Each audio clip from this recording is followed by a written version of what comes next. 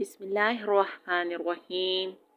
بے شک ہم نے اس قرآن کو شب قدر میں نازل کیا ہے، اور تمہیں کیا معلوم کہ شب قدر کیا چیز ہے؟ شب قدر 1000 مہینوں سے بھی بہتر ہے۔ اس میں فرشتے اور روح اپنے پروردگار کی اجازت سے ہر کام کے لیے اترتے ہیں۔ وہ رات سراپا سلامتی ہے فجر کے طلوع ہونے تک۔ سورۃ القدر کی یہ آیات کا ترجمہ ہے جو میں نے یہاں پڑھا ہے۔ تو آج ہم دیکھیں گے لیلۃ القدر کیا ہے۔ لیل کہتے ہیں رات کو، اور القدر کے معنی ہے قوت، تقدیر الہی، عظمت و شرف والی رات۔ یہ بڑی عظمت و شرف والی رات ہے کیونکہ یہ وہ رات ہے جس میں ہمارے لیے قرآن کریم نازل کیا گیا، ہماری ہدایت والا قرآن کریم، ہمارے ہر سوال کا جواب رکھنے والا قرآن کریم۔ تو لیلۃ القدر کی عظمت اور فضیلت کا اندازہ اس سے بھی لگایا جا سکتا ہے کہ جو دنیا کی سب سے بڑی اور بابرکت کتاب ہے وہ اس رات میں نازل کی گئی۔ وہ رات ہے جو 1000 مہینوں سے افضل ہے۔ کتنی افضل؟ 2 گنا، 4 گنا، 1000 گنا۔ عربوں میں 1000 کا الفاظ ایسے مواقع پر کسی مقرر عدد کے لیے نہیں بولا جاتا، بلکہ یہ تو غیر معمولی کثرت کی طرف اشارے کے لیے بولا جاتا ہے، یعنی بے حد و حساب افضل ہونا۔ یعنی اس رات کیے جانے والے ایک نیک عمل کا اجر و ثواب ہمارے اعداد کے پیمانوں سے باہر ہے۔ یہ وہ رات ہے جس میں مغفرت مانگنے والے اور عبادت کرنے والے کے سابقہ گناہ بخش دیے جاتے ہیں۔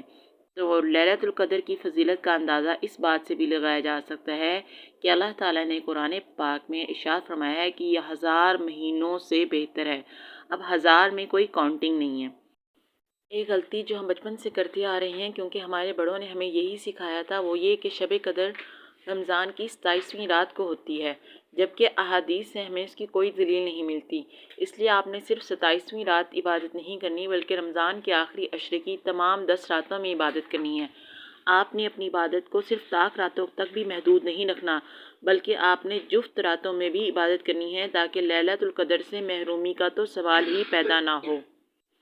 اسکالر ابن قدامہ المقدسی کہتے ہیں کہ اس رات کو چھپانے کے پیچھے حکمت یہ بھی ہے کہ تاکہ اللہ تعالیٰ اپنے بندوں پورے رمضان میں عبادت کریں، اللہ تعالیٰ کے بندے، کیونکہ اگر اس رات کی ایک تاریخ مقرر کر دی جاتی تو سب مسلمان اس ایک رات کو ہی بس عبادت کے لیے مقرر کر لیتے۔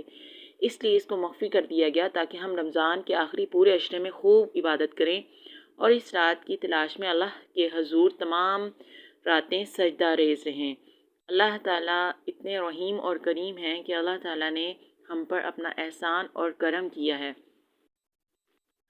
ام المومنین سیدہ عائشہ رضی اللہ تعالیٰ عنہا فرماتی ہیں کہ جب رمضان کا آخری عشرہ شروع ہوتا تو نبی کریم صلی اللہ علیہ وسلم راتوں کو جاگتے اپنی کمر کس لیتے اور اپنے گھر والوں کو بھی جگاتے۔ آپ اس رات میں جو چاہیں عبادت کر سکتے ہیں، مقصد زیادہ سے زیادہ اللہ جی کو یاد کرنا ہے اور اللہ جی کو یاد کرتے ہوئے قیام کرنا ہے، یعنی نماز کے لیے کھڑے ہونا ہے۔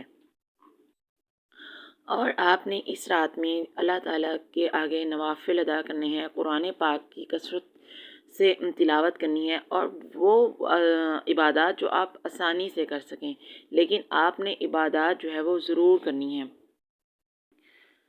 عشاء کی نماز ادا کریں، تراویح پڑھیں، اور اس پروسیس میں اللہ جی سے ڈھیر ساری دعائیں کریں اور توبہ کریں۔ قرآن کریم پڑھیں، اپنے حساب سے جتنا پڑھ سکتی ہیں، لیلۃ القدر کی دعا پڑھیں، ذکر اذکار درود شریف، پھر تہجد کی نماز پڑھیں اور لمبا سجدہ کریں۔ اور لیلۃ القدر کی دعا ہے اللہم انک عفو کریم تحب العفو فاعف عنی۔ اے اللہ، تو عفو و درگزر کرنے والا مہربان ہے اور عفو و درگزر کرنے کو تو پسند کرتا ہے، اس لیے تو ہمیں معاف فرما دے۔ اور اگر آخری عشرے میں ہمارے مخصوص ایام آ جائیں جن میں ہم نہ تو نماز پڑھ سکتے ہیں، نہ قرآن پڑھ سکتے ہیں، نہ ہی روزہ رکھ سکتے ہیں، تو پھر کیا کریں؟ کیا لیلۃ القدر سے محروم ہو جائیں گے؟ نہیں، کسی بھی حال میں مایوس نہیں ہوتے۔ عبادت صرف نماز، روزہ یا قرآن کریم تک محدود نہیں ہے، عبادت کے اور بھی بہت سے طریقے ہیں۔ ذکر اذکار کریں، مسنون دعائیں ہیں جو نبی کریم صلی اللہ علیہ وسلم نے سکھائی ہیں، اور لیلۃ القدر کی دعائیں ہیں۔ اللہ تعالیٰ کو ہم نے راضی کرنا ہے، ڈھیر ساری توبہ کر سکتے ہیں، اللہ جی سے استغفار کر سکتے ہیں، آپ اللہ جی سے ڈھیروں دعائیں کر سکتے ہیں، اور جو بھی آپ کے دل میں ہو اللہ جی سے وہ مانگ سکتے ہیں، اور انشاءاللہ اللہ آپ کو آپ کی دعائیں ضرور قبول کریں گے۔ اور قرآن کی تفسیر پڑھ کر اس علم کو حاصل کر سکتے ہیں، اور یہ عمل آپ کو اللہ جی سے اور قریب کر دے گا۔ آپ کو تلاوت سے منع کیا گیا ہے مگر تفسیر سے نہیں۔ سو آپ قرآن کی تفسیر پڑھیں، کیونکہ تفسیر آپ کے ایمان کو بڑھائے گی، آپ اللہ سے قریب محسوس کریں گے، اور ایسی ہی آپ قرآن پاک کی تلاوت نہیں کر سکتے مگر آپ تلاوت ضرور سن سکتے ہیں، تو سو آپ قرآن پاک کی تلاوت ضرور سنیں۔ صدقہ کر سکتے ہیں، آخری عشرے میں دل کھول کر اللہ کی راہ میں خرچ کریں، کیونکہ اللہ کے نزدیک سب سے بہترین عمل اس کی مخلوق کی مدد کرنا ہے، اور آپ اس کے بندوں کو راضی کریں گے تو اللہ بھی آپ سے راضی ہوں گے۔ اسلامک بک پڑھیں، اور مختلف علماء کے آن لائن لیکچرز لیں اور اپنے علم و اضافہ کریں۔ سیرت النبی صلی اللہ علیہ وسلم پڑھیں تاکہ آپ کے دل میں اللہ اور ان کے نبی کی محبت اور بڑھے۔ اپنے کردار میں بہتری لائیں، گناہوں سے جتنا ہو سکے بچیں، صبر کریں اور اللہ پر توکل رکھیں، دوسروں کے ساتھ احسان کریں اور ان کی دل آزاری نہ کریں، انہیں اپنی ذات سے سکون پہنچائیں۔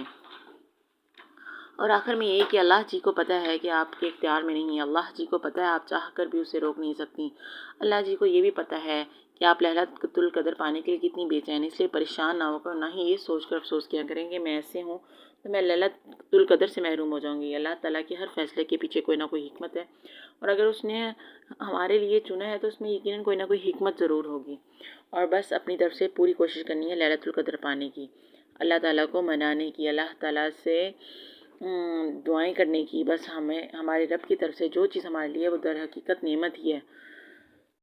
اور ليلۃ القدر کی علامت کے بارے میں یہ ہے کہ چاند کے پیالے کے ٹکڑے کی مانند ہوتا ہے۔ ليلۃ القدر کی صبح کا سورج سفید ہوگا، یعنی بنا شعاؤں کے نکلے گا، بہت پرسکون رات ہوگی، یہ نہ زیادہ گرم ہوگی اور نہ ہی زیادہ ٹھنڈی ہوگی۔ نبی کریم صلی اللہ علیہ وسلم رمضان کے آخری ایام میں جتنی محنت اور کوشش کیا کرتے تھے، اتنی محنت اور کوشش کسی اور ایام میں نہیں کرتے، اس لیے آپ نے اس موقع کو نہیں گنوانا ہے، کیونکہ ليلۃ القدر کوئی معمولی رات نہیں ہے۔ اس رات کی فضیلت کا اندازہ آپ اس بات سے لگا سکتے ہیں کہ قرآن میں اللہ کی نے اس رات پر اکیلی علیحدہ سے باقاعدہ ایک مکمل سورت نازل فرمائی، جسے ہم سب سورۃ القدر کے نام سے جانتے ہیں۔